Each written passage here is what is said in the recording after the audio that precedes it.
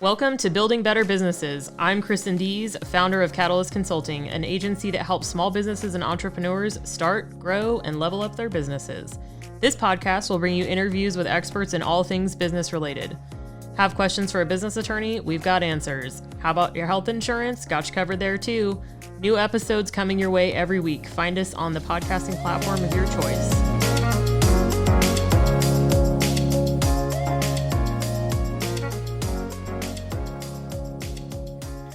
Thanks for joining us on this episode of Building Better Businesses with Catalyst Consulting. My guest today is Janifer Wheeler. She is a coach, to put it lightly, with kind of a different twist. So I'm pretty excited to have you on here. Welcome. Thank you. I'm glad to be here. Awesome. Thank you for the opportunity. Yeah. So tell us a little bit about you as a human being. Who are you and where are you from? Well, I am Janifer Wheeler. I am originally from Georgia. I grew up in the Macon area of Georgia, and I now live in Austin. We've been in Austin, Texas for, almost 14 years. I am a wife to Kurt. We've been together for 31 years, married for 26. So I'm proud of that accomplishment. I also have a 23-year-old son, so I am a mom of an adult child, which is super weird, but it's better than, wiping baby booties. So we can actually have conversations, and it's actually nicer than I thought it might be. Nice. So, I live in a small, well, it's not a small town. It's a suburb of Austin. And what else? I love to read. I like to go listen to music. I like to binge watch crime shows and listen to murder podcasts. I'm all into the true crime stuff. I mean, in a year in a pandemic, it's been hard to not just go vegetate by listening and watching and all of that. So, right. I have a younger sister. Good grief. I guess I'm most of the things that a girl can be: aunt, daughter, sister.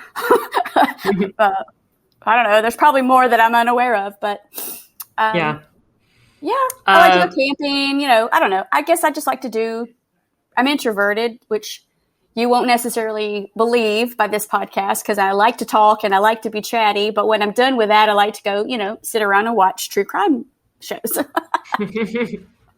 Yeah, same. I like to say I'm an introvert that's pretty good at pretending to be an extrovert, and people keep telling me that I'm an ambivert or an omnivert or whatever, but I'm like, no, my soul is still an introvert. I get social anxiety. I don't enjoy those kinds of situations all the time. I can just do what I need to do. So yeah. And then curl up in the fetal position.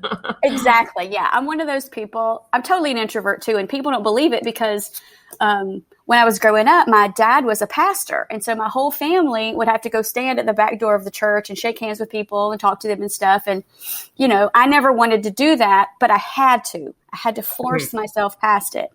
And so I learned how to be extroverted, but it is not my chosen path. It is not what I excel at. I mean, I'm happy to talk to people, but let's talk about something that matters, that's meaningful, that's not just chit chat and the weather. All that makes me tired. I say to people, I'm an introvert, but I can play an extrovert on TV, like whatever that used to think. I'm not a doctor, but I play one on TV. I'm not an extrovert, but I play one in life occasionally. Yeah. Yep. So not about big crowds. I'm also only 4'11", so when I'm in big crowds, it blocks my view, and sometimes if it's close, I can't necessarily breathe. So I'm not a fan of crowds. You'll find me in the back, kind of, just kind of chilling and observing. But if you want to know about things I like to do and things I'm passionate about, I can talk your ear off. Yeah. I just need a nap afterward. Yeah. Right. Yeah, exactly. That's what I say. I curl up fetal, read a book for a while. I'm okay. I can come back out. Yep. Yeah. Come back out to play again. So tell us a little bit about what you do on the work side of things, how you provide support for business owners and entrepreneurs. So I teach badass female business owners how to use joy as a business strategy so they can avoid or eliminate some of that chronic stress that leads to burnout.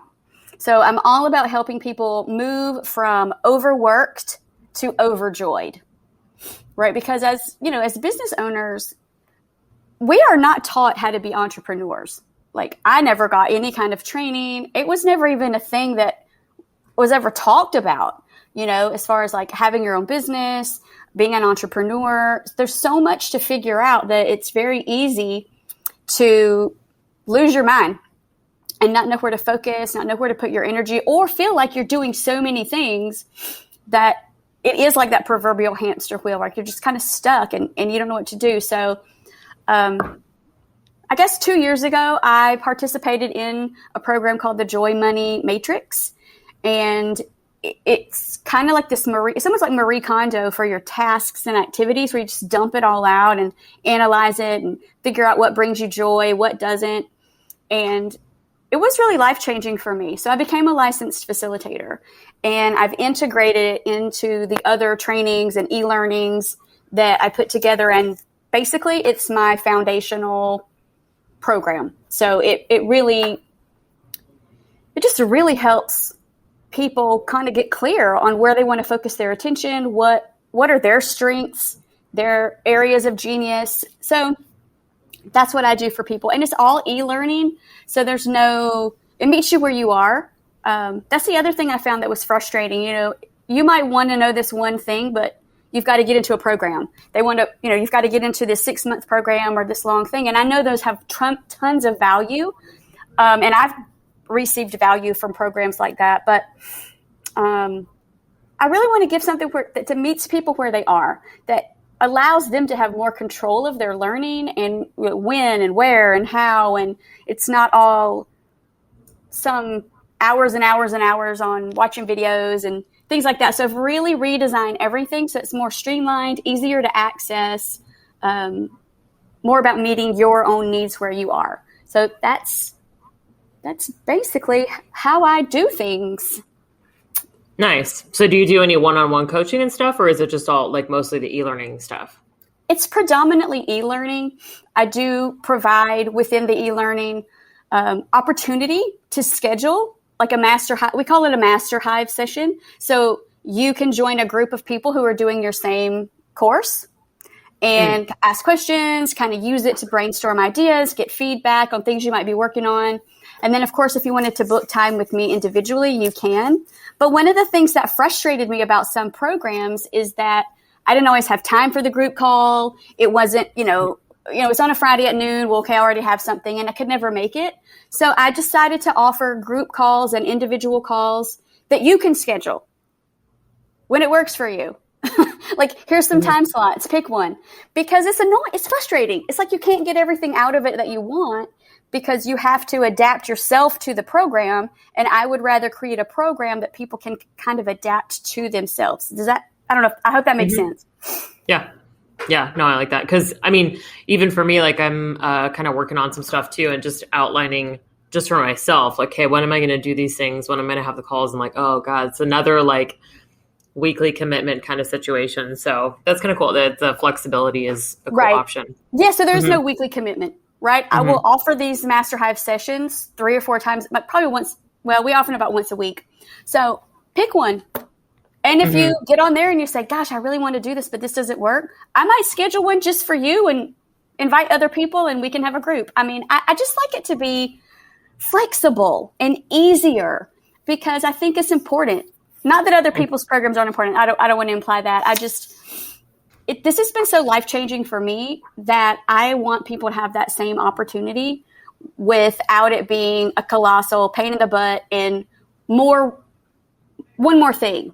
Right? Because so often we sign up for courses and then it feels like one more thing. And so you don't do it or you do half of it.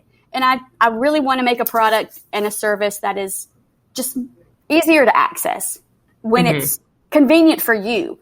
And, as coaches, I've been taught both ways. Be real flexible, or make it work for you. So I've kind of created a combo. It works for me, and hopefully it should work for the people who want to access it.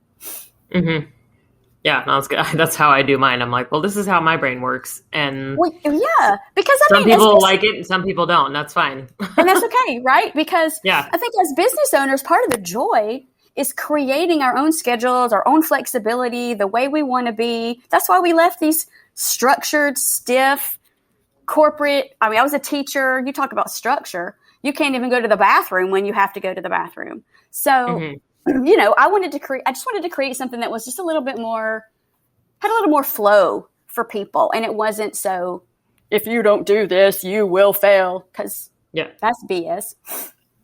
Yeah, I don't love the like fear as a marketing technique either. Like, if you don't do my program, then you'll never be successful. That kind of crap just makes me mad. I'm like, this is not, it's not true. Like, plenty of people have done it. Like, so Jeff Bezos didn't take your program. Okay. Like, I think he's fine, you know? Yeah, exactly. Exactly. Elon Musk did not learn about joy. Well, okay, he's still successful.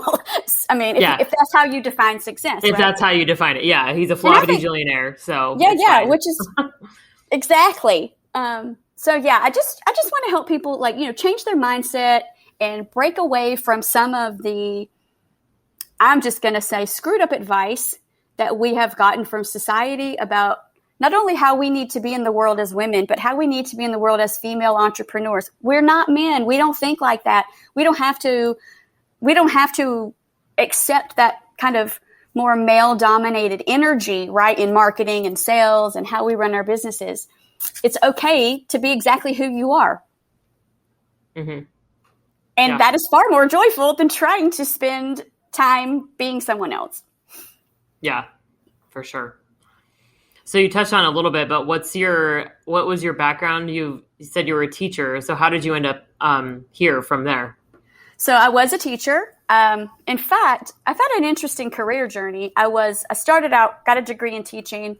And at that particular time and where I lived, it was really hard to find a teaching job. And you know how frustrating it is when you've just graduated from college and people say, oh, we can't hire you because you don't have any experience. But yet no one will hire you so you can get experience.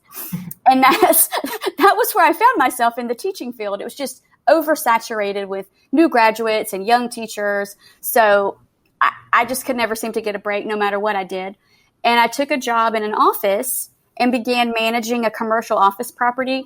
And that evolved into, that's really where I began to learn about business, because it was a small business, I guess you would say. But we managed commercial office properties. So that's what I did. I joke around and call it adult babysitting. But, you know, you take care of the building, you take care of the people.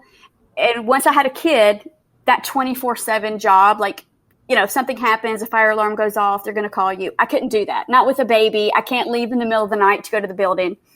So I took another job in a small business where he was in daycare. And that is where I learned so much. I did all the administration, created their structure, all of their manuals, all of the processes, everything. I just documented and created manuals about everything and did all the bookkeeping, blah, blah, blah. Well, then my son got older and I decided to go back to teaching. And then I taught for about 10, 12 years until I got burnt out. I was so burnt out, I could not even function. And I left that and did all kinds of little part-time jobs, accounting, bookkeeping. I had learned that from the daycare and from the property. So anyway, I just evolved and evolved and evolved. And I decided to use my teaching skills to create learning opportunities for adults. I'd done it for 4th grade and 2nd grade and elementaries for so long. Then I got into teaching adults and found a lot of joy in that. So yeah, all of that has brought me to where I am. All of my experience with teaching, with helping small businesses get established, grow, you know, implement their structure. And I just thought, you know what, I can do this for myself. So I've created my eLearning Academy. I've helped people create structure in their businesses. You know, it's all about joy and using it to guide you to make decisions that will help you reach your goals. Nice. Yeah. I think that's great. Yep. So, I think it's kind of, you know, finding something that works for you and then being like, oh, I think other people would probably benefit from this. Like, that's the fun part, I think. It is the fun part. I mean, for me, it's a place. I never considered myself to be a creative person because so often creativity is connected to music or art or something like that. And I don't make music and I make art for myself. but it gives me an outlet to be creative. Like, I can think of things. I can put it into place. I can figure out how to take it from just an idea into something that you can actually touch, feel, see, engage in. And that's really cool. Mm-hmm. You don't always get that, right? I never felt like that in corporate, nor did I felt that way sometimes with teaching, but again, it's so structured. You are told what you have to do. And as an entrepreneur, we are told what we should do, but ultimately we get to decide what we have to do, what we want to do, what we are going to do. And so I'm a big believer in don't should all love yourself. Right? Don't do that. Like, stop doing that, because what I should do and what you should do are entirely two different things. Yeah. I know that still gets me sometimes too. It's just being like, oh, well, this other person is doing X, Y, or Z. And I'm like, man, I don't really care. I don't want to do that. So, but yeah, it takes a little while. So, tell us about JOYFull BadAssery and what that means. Okay. I am huge. Oh yeah. I'm all about some JOYFull BadAssery. So part of my journey, like I said, it evolving from this, that, and the other, I made a card game, and the purpose of the card game was to help people get connected to their intuition. And it is called the Soul Spa. So at that time I was the Soulful Badass. And when I discovered the joy and learned how to use joy, I'm like, oh, joy is the deal, man. I got to have more joy. So I've changed my name to the JOYFull Badass. And JOYFull Badassery is basically just knowing what brings you joy, knowing your joyful zone of genius, that magic place where you are using your gift, skills, and talents and making money. And badassery is your gift, skills, and talents. So you partner your joy with your badassery, and you're basically unstoppable. So badassery is just what makes you who you are, right? We think badassery means I have a lot of tattoos, or I ride a motorcycle, some of those sort of just things we might think of. But like Wonder Woman, she's totally badass, but she's not violent. She's not mean. She's not dangerous. She's very kind. She's very compassionate, and she has these amazing skills. And I think every person who is in the world, and especially those who start businesses, are extremely badass. You cannot do this if you don't have a good, if you're not using your gifts, skills, and talents. To me, that's badassery. And then joy, you throw that in there, the stuff that lights you up, the stuff you want to just rush out of bed to do. It's like magic. It feels like magic. Yeah. That's been part of the like evolution for me too, is the continuing to keep driving more towards things I want to do and the things that bring me joy, because I feel like what the hell's the point in life if you're not trying to do things that make you happy? So I know and sometimes it changes. Like sometimes I'll do something for a while and I'm like, oh, okay, so I don't like these pieces, but if I shift these things around, or maybe I bring in some more of this, or maybe I get help for certain pieces of things, different projects or whatever, the things that I don't enjoy, like details, then it frees me up to continue doing more like podcasting. I really enjoy this. I enjoy the interviews and getting to know people. I've learned a ton of stuff over the last, I don't know how long I've been doing this, like 6 months or something like that. So it's really cool. I don't enjoy the details of putting it all together, but other people do that for me. Yeah. Exactly. I mean, you've basically described the beauty of the Joy Money Micro, which is you figure out, and it's trial and error to some degree, right? Especially as a business owner.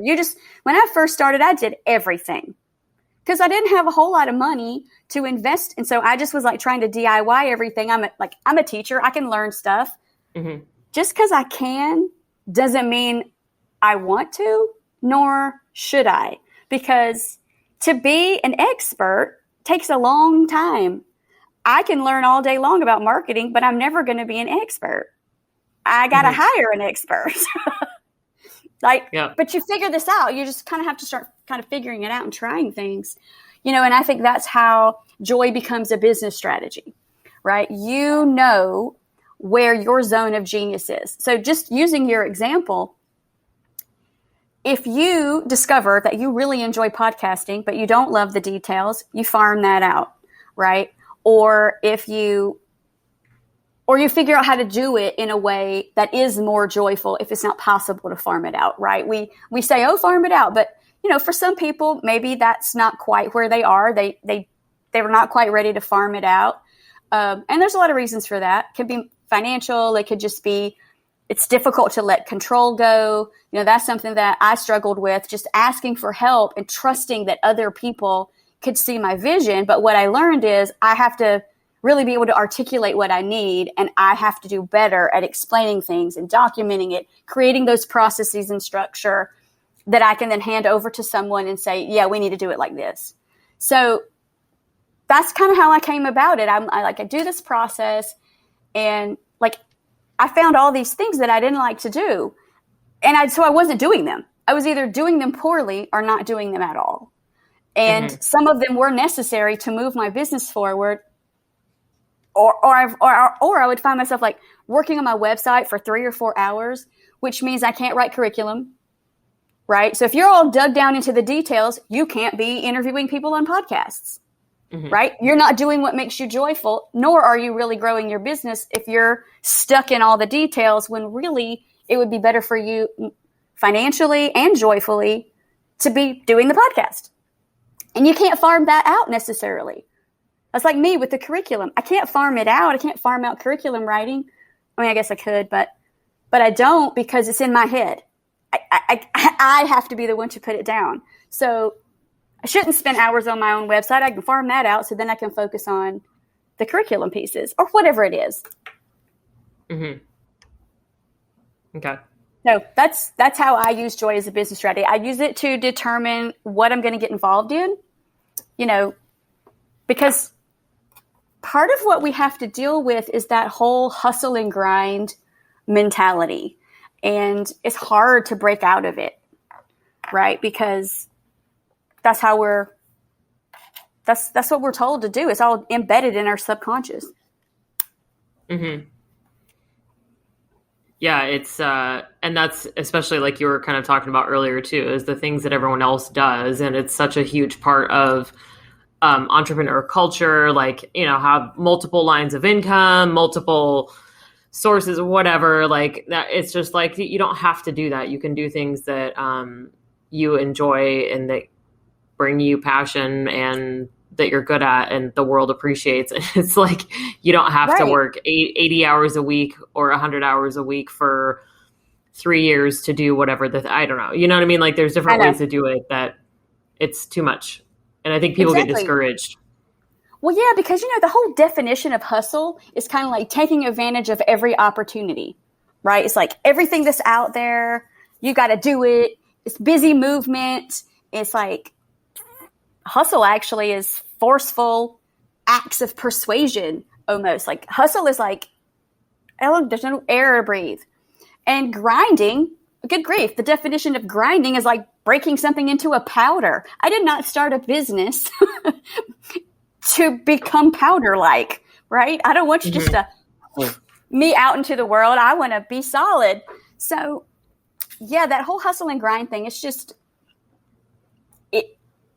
I guess it has a place for some people, but it has taken me finding joy to really understand that kind of mentality is not serving. It doesn't serve me. It's way too stressful. It creates too much pressure. It's so pressure filled.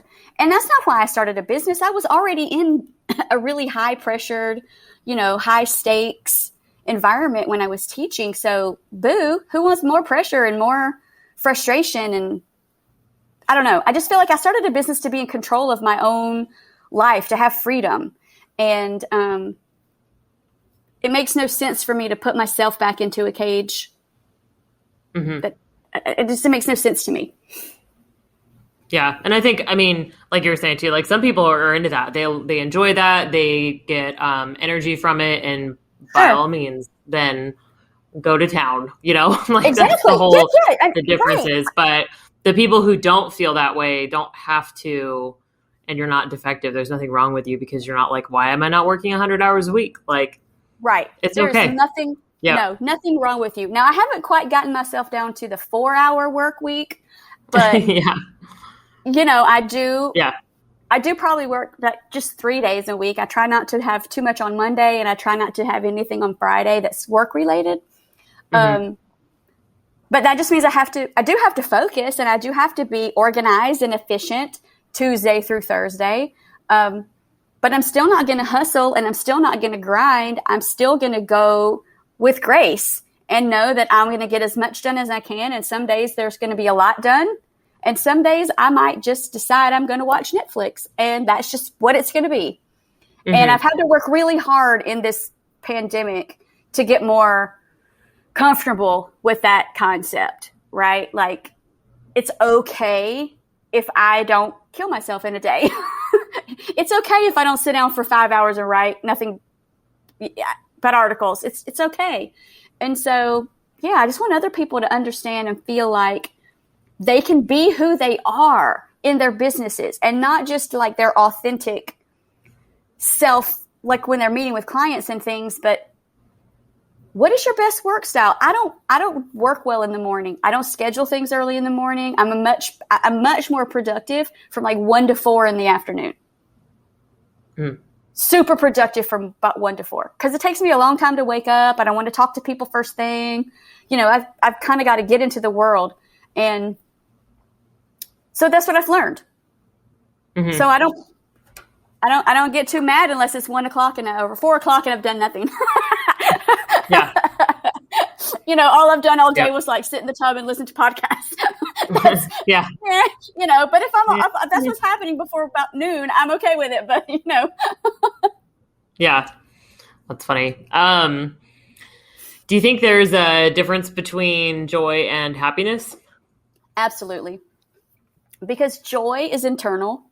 Joy is far more permanent because it's yours. It belongs to you. You own it. You decided it. You created it for yourself. But happiness is temporary because it comes from situations, right? It's things you can't. Happiness comes from places that you can't necessarily control, right? And happiness is fairly temporary, whereas joy can be seen even in the most difficult times, in the hardest places. You can still find joy, even if you're not happy. Because, stuff still happens. We talk about joy, but it's not like life becomes magically perfect because you found what brings you joy and you're working in that more than you're not. Life is still shitty, and it's still going to, you're still going to have unexpected things and awful things that happen to you. So, yeah, I think happiness is it's not fleeting. It's just not permanent. I mean, just think about your own self. You feel so happy. Everything is so great. You're just feeling so good. And then, the dog poops on the floor. Okay, well, now your happiness is interrupted because now you have to go clean up poop. You could still be joyful. You might not be happy, right? But you can still be joyful. So I know it seems complicated maybe, but I don't know. I just think happiness is worth pursuing, but joy is just so much more. It's like so much more robust. Happiness is almost, to me, like when I think about happiness, it's kind of like a fabric that's really sheer. Do you know what I mean? Like it's a little fabric. It's like tulle, like fabric or feather. But joy is much more solid. Like it's right there for you. Well, it's kind of like the concept of choosing gratitude. Like you can choose to be grateful even when bad things are happening, because correct. That's the mindset thing. It's like, okay, well, maybe things are rough right now. For whatever reason, something terrible happened, as things do. Right. But I can still be grateful for, as they always do, no matter how hard you try not to. So I think to me, it sounds kind of like a similar concept there too. Like things can still be tough, and you can still have an attitude of gratitude. You can still approach life with joy, and those are the things too that I feel like help get you through it. Like if you just are just in it. And like, don't get me wrong. Like sometimes you just got to wallow, and like sometimes you got to feel your feelings, and you got to be sad, and just it's like, this is terrible and nothing, like whatever, like rail at the universe. That's totally fine. But then at some point, pull yourself up and go, okay, all right. Like this is okay. I'll be okay. These are the things that I have to be grateful for. These are the things that I still am thankful for in life, whatever. I don't know. You know what I mean? Like it helps to get you through. I totally agree. Because you totally can. And I'm with you. I wallow. I do wallow. But I try to give myself a time frame. I mean, grief and things, it takes a long time, but there are days I'm just like, okay, this is a day I'm not going to worry about it. I'm going to wallow. I'm going to think about it. I'm going to overthink it. I'm going to do whatever with it. And then in the midst of it, I still know I have joy, and I still know that I have gratitude and things to be thankful for. I think they're kind of like little life rafts, when you're feeling really disconnected or your anchor feels like it's not there. Joy, life raft. Or maybe, fancy boat that has, cold drinks and I don't know. A DJ dance party. Yeah. Maybe like, Chris Hemsworth is on that boat. I don't know. Sure. Yeah, absolutely. Right? Man. Yeah. That's right. So what everyone has different versions of their life rafts. Originally, I was thinking the image that actually popped into my head is like almost like a little like floating candle or something, like, a little candle floating in the darkness. It's like, hey, look, there's still, but Chris Hemsworth is fine. Yeah, can we put him on? He just floats on by. It's like, what up? Yeah, that's what I'm going to say. Hey, drop anchor, dude. I'm coming there. Yeah. Coming to join the dance party. Exactly. Avengers Assemble. So let's talk a little bit about living above and below the joy line. So part of the process, or if you chose to participate in the Joy Money Micro, you get a whole bunch of stuff. So it's not just a digital access to a course. It's also, you receive this kit because, if you're going to do stuff at home, you need some supplies. You need some materials. So when I say above and below the joy line, it kind of refers to a part of the process, which is like this big board. So it's like a big, huge piece of paper divided with a big line in the middle. And so as we're analyzing all these tasks and activities and actions that we're taking on a regular basis, we're putting them either above the joy line. So there is joy in this task or activity for me, or it goes below the joy line. The categories go a little deeper, but technically speaking, above and below. So if it's joyful, it's above. If it's not joyful, it's below. And everything that's below are the things that you may need to look at to dump, delegate, or redesign, right? Because sometimes we do things and we don't actually need to keep doing it. We just don't realize that we could truly just eliminate that task.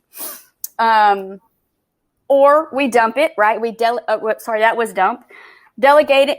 If you have an assistant, you have a staff, you have people, you have contractors or freelancers that you use, you could delegate it. And then redesigning it is basically saying, how can I make this task more palatable? Like, I'm the only person who can actually do it. So what could I do to make it more joyful or more, well, I guess joyful would be fun, like whatever, right? Because some of the stuff we need to do, it just stinks. It's not fun. It's just not fun.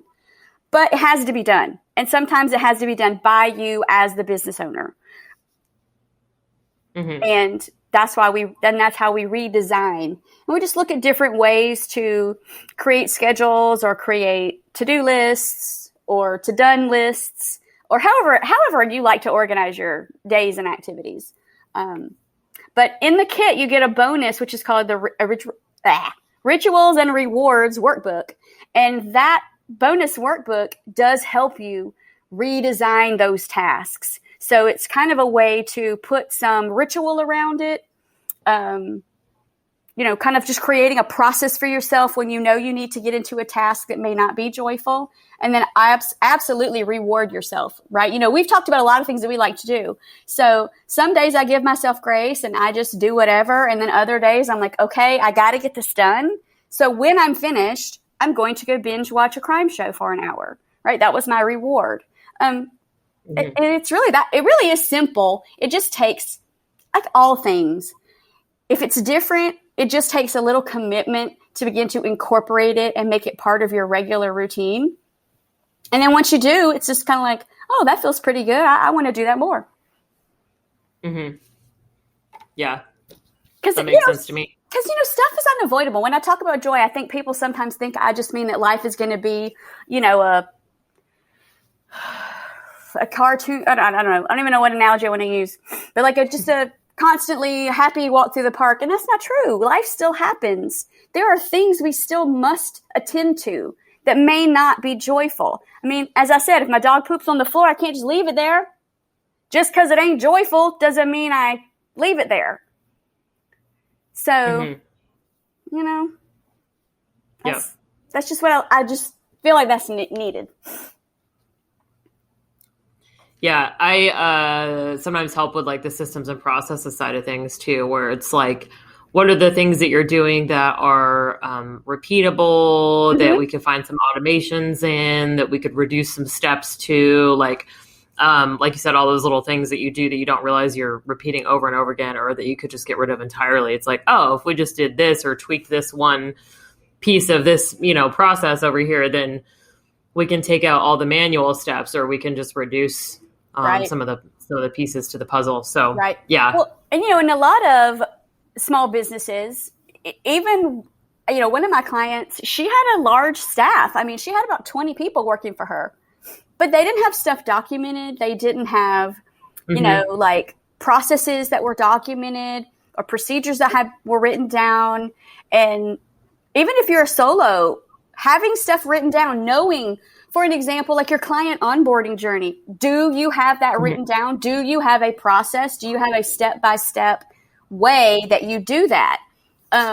Because if you're saying, well, I can't hire somebody to help me do that, it's probably because it lives in your head and it's not on paper. If it was on paper, you could definitely teach someone how to do it.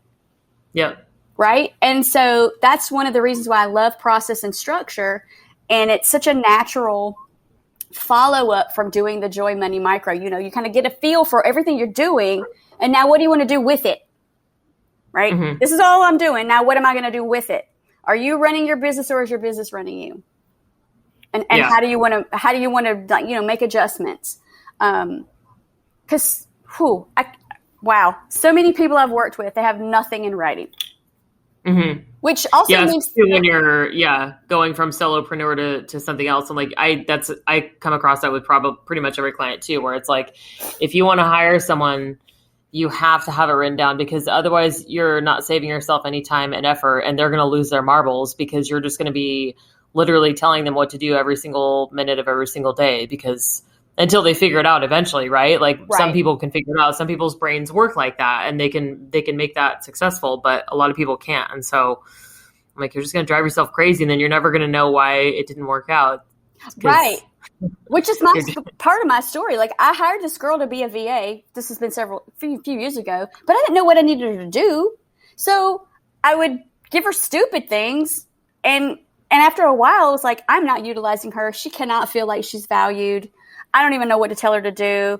I didn't even know what to explain to her to do.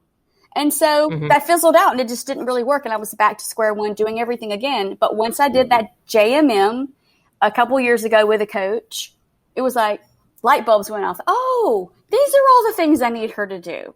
Oh, I just need to establish a process and tell her about it. So, wow, duh. Oh, you mean they're not also mind readers? Right. Yeah. Just because I said we need to send some so-and-so an email, I didn't tell you what needs to be in it. I didn't tell you why. Yeah. I've learned a lot. I'll just put it that way. Mm-hmm. Yeah, one of my favorite things to do is actually, so I hate putting the information into the system. So I take a ton of notes. I meet with a lot of people, but I hate putting the information into a CRM, or like typing up, like doing these questions, like interview questions is brutal. It takes me like 3 minutes, and I'm just like, this is not that difficult. But something that I realized that's actually really helpful for me is like voice memos. So I'll record a voice memo, like say if I meet with somebody, I'm like, hey, talk to Janifer, blah, blah, blah. Here's her contact information. This is what I want to remember from the conversation. And this is what I want to follow up with her about in X amount of time. And I send it to my assistant. And then it gets into, I was like, oh, God, this is so much better. And then I just get the notifications and I get the tasks and stuff assigned to me. And it's just little, I hate putting the information into stuff. I'm like, there's got to be a better way to do this. So I know. I also journal like that sometimes too. Yes, I journal a lot, but, and you're so right about all of that, because there is nothing, well, I guess I shouldn't say nothing, but when I get an email and I can just put forward with my assistant's name and say, can you take care of this? And just send, there's a lot of joy there. It's a lot of joy in that, right? Just, hey, somebody else can handle it. And I trust her. Like, I trust her to handle it. So, I think that's another aspect of getting help, asking for help, is really the willingness to accept the help and let go just a little bit. I mean, I'm not really a micromanager. I'm more of I expect people to be a mind reader. Like, here's my grand big idea, and you should be able to ascertain from this grand big idea what I need you to do.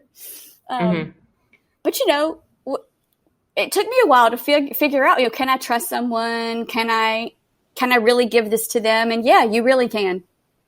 You really can. You just have to take the time to create the process, create the structure, create the job description, understand what you need the person to do. And then once you start working together and you get to know each other, then you can, most of the time, give them more. Because once they get to know you and your style and how you do things, then I do find that she sometimes is a mind reader.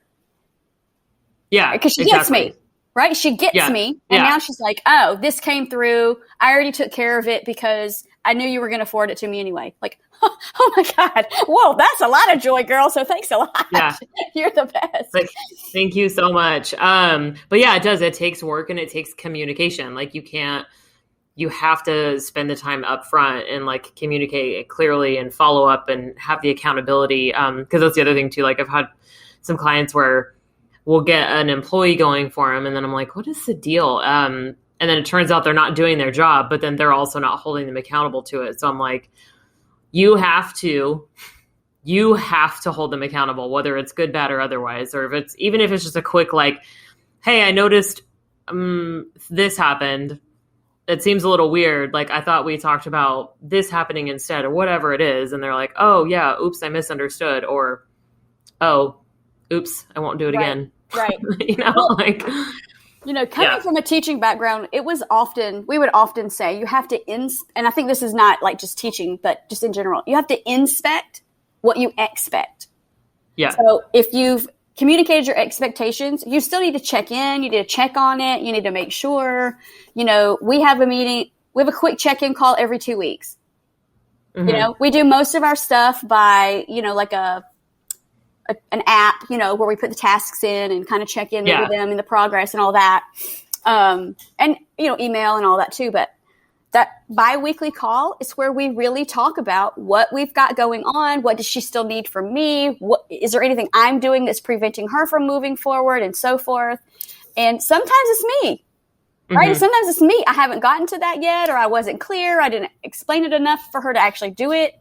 So it's helped me be a better communicator, just being more specific, and that's never bad to learn how to be a better communicator.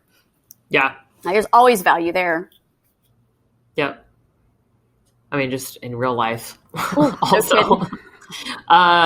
So as an entrepreneur and business owner yourself, what advice would you give fellow business owners when it comes to running their businesses? Oh, ask for help. Like, just don't try to know and do everything. I try to know just enough about things that are not joyful or that I don't want to do. Like, for example, we've decided we want to use Instagram more. I don't know that much about Instagram. I don't really want to know that much about Instagram. I mean, I'm kind of learning it, but it's not like a huge priority. So my assistant, who is an expert in that, come to find out, I had no idea, she's managing the whole Instagram thing. I trust her to do that, right? So that's part of it. Ask for help and then trust the help to do what you have hired them to do. Like, I'm not gonna try to second guess her Instagram. I don't know enough about it, but I know enough that I want to use it. Does that make sense? Like, I don't have to know every detail of every program we use. I need to know the password, so don't hold that from me. I feel like in some of my things I know just enough to be dangerous. But part of it is just knowing how to ask the questions, like making sure that what you are expecting is happening, right? I don't have to be an expert on LinkedIn to find out if my assistant posted things when she said she was. But if I want her to do more than with that, then she might need to be the expert. I don't know. I just feel like I tried to learn so many things when I first got started that I was constantly in information overload, and I didn't really know what to do with any of it. Right?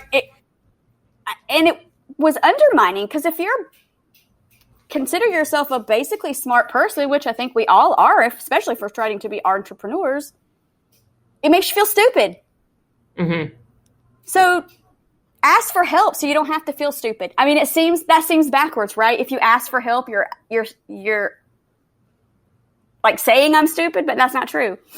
Yeah. Yeah, because I mean, it's like I'm with you on that. I like to know enough to be able to have a conversation about pretty much any of it. And I don't know. I mean, it depends on what the topic is, because there's just so much that I've picked up over time. Like I do know a lot about social media, and that's just because I've done it for so long and I've done it as a business for forever. So like, yeah, but I also had to learn. And it was just one of those things that I'm like, okay, this is going to be important. I need to know. I don't know everything. There's still tons of crap out there, right? Like that's a whole nother beast. But to your point, it's like you can have an educated conversation about like, what's the message that I'm trying to get out on social media? What do I want people to see? Like, do I need to run ads? What do I need to run ads for? Yeah, all those kinds of things. Like that's still stuff that you can communicate without having to know how to do all the finite details. Exactly. Because, if I'm going to hire somebody to work on my SEO, I need to know what keywords are. I need to know what my keywords are, right? I need to have some understanding of what that is and what it's going to do for my business. But I don't have to become an expert, and I don't have to manage it myself. But I need to know enough so that I can have a conversation with someone and I can be sure that this person is knowledgeable, this person knows what they're talking about, or at least be able to make an educated enough decision, right? Okay, I know what keywords are, but I interviewed an SEO person who acted like they didn't know what I was talking about. Okay, well, I'm not going to hire that person. Because if I know what they are and that person doesn't know what they are, we have a problem. Right. Right? Because I don't know about that. Yeah. And that's like me with education. Like, I love education. I'm learning about new ways to present information and create training and all of that. So yeah, I'm always living in that space. Like you're saying with social media, I feel like I'm definitely an expert in that. But I don't have to know every LMS platform. I don't have to know all of that. I can teach you how to make a course, but I don't have to know how to post it and present it and market it and all that. Yeah. Because there's about 1 million options. Right. On all of it. And like exactly. another 1 million combinations of all the options too, depending on what you use. Because I know. Yeah. But okay. So what about resources that you wish you had at the beginning of your journey? Things you maybe knew about? Ooh, things I wish I knew about? Oh man, I wish I had known that I could have gotten a virtual assistant. I wish I had known I could do it my way. I wish I had known that I don't have to know everything. I wish I had known that sometimes you just need to suck it up and find the money to pay for it, because trying to learn it yourself and doing it the DIY version actually costs more money than just paying somebody in the first place. Because I found that out with my website. I should have just paid somebody straight up way back when instead of trying to do it myself. Because it's your time equals money. Yeah. Right? I mean, somewhere along the way, I met some dude who talked about figure out your hourly rate, like as an entrepreneur, like whatever it kind of equates to. And every minute that you spend doing other things, like that's how much it's costing you. So if I just say $60, $1 a minute, if I spent 4 hours working on my website, then that's $240 that I didn't earn because I was doing something, you know, and I never looked at it that way. Like it didn't, I don't know. The financial pieces of it, I also think would have helped me to know more about how all of it works together. You know, I'd never even heard the term really ROI. Oh yeah. You know, here I am trying to make a business and it's like, oh, well, what's your ROI? I'm like, what? I don't know. Are you profitable? I don't know. Yeah. I mean, maybe. Yeah. I don't know. I just don't think. I think now, like my son's in college, and they actually have courses and degrees on how to be an entrepreneur. And you know, I took a personal finance class when I was in high school, but that was basically balancing your checkbook, which we don't even use anymore. Yeah. So, yeah, I think my biggest piece of advice would be, don't try to know everything, just know enough. That you're not taken advantage of, right? That you can make decisions about things, but don't expect you have to be an expert. Yeah. Okay. That's very valid. So how can we best support you? How do we find you? What are you working on? All that good stuff. How do we stalk you on the internet? Please stalk me on the internet. You can find me practically everywhere. I do have Instagram now. We're working on growing that. So please follow us on Instagram. All of my links are on Linktree now, which I think I gave you. So you can find me anywhere. Basically, I'm on LinkedIn. And my name is unusual, Janifer Wheeler. So if you look for Janifer or the JOYFull BadAss, you're probably going to find me. And I am the CEO and founder of the JOYFull BadAss Business Academy. And we've spent most of this summer revamping, rebranding, redesigning, and creating things so that they're more beneficial for our clients and customers. And that will launch on September 9th. So if this airs prior to September 9th, you got something to look forward to. And if you hear this after September 9th, then I'm all ready for you. So yeah, just, you know, check it out. Visit my website, visit the Academy, spread the word. I love doing podcast interviews. I've been doing a lot of articles and summits lately. So for all I like to go take a nap when I'm done talking, I like to talk. So Yep. Same. Very cool. Well, thanks for hanging out. I greatly appreciate it. And I always love connecting with other business owners and people doing their thing, using their superpowers to help the world be a better place. So that's right. Because thanks for all being of here. us have superpowers. All of us do. Every single one of us. It's a true story. True story. Oh, yeah. So thank you. And I'm sure I will be in touch with you soon. Cool. Thank you so much.